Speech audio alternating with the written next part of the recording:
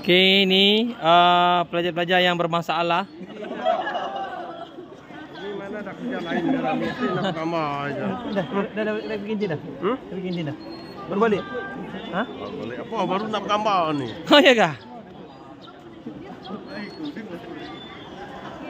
Ni muka-muka yang akan menamatkan semester 3 dan akan melupakan sekolah ini.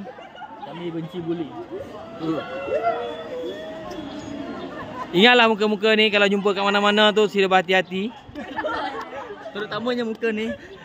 Yang ni. Dia zoom sikit je. Ha? Zoom kah? Tu.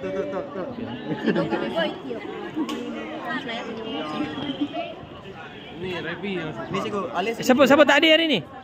Das. Itu yang keseorangan di belakang. Hei, ini jangan ni. Ini tok ketua ni. Hei, ini tok batin ni. Ketua tuai rumah oi.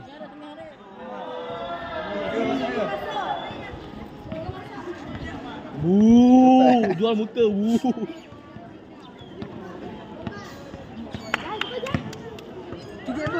Aduh. Freestyle. Oh, naik kelasnya. Belum freestyle. Cikgu buat sini cikgu. Betul.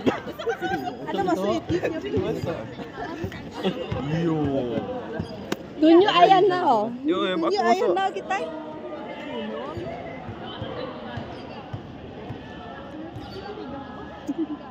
Habis style. Dia keras.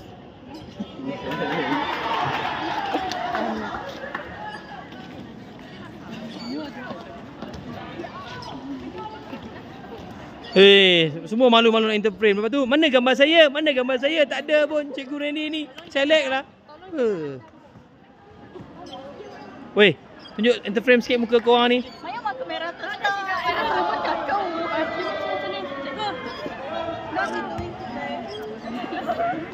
Maya mak kamera tu. Mana ikut. Apa ucapan? Ucapan untuk STPM semester 3.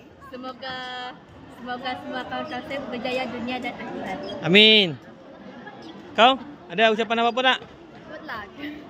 Semoga dapat komplit. Amin. Jangan masuk fungsi. Dona ucapan.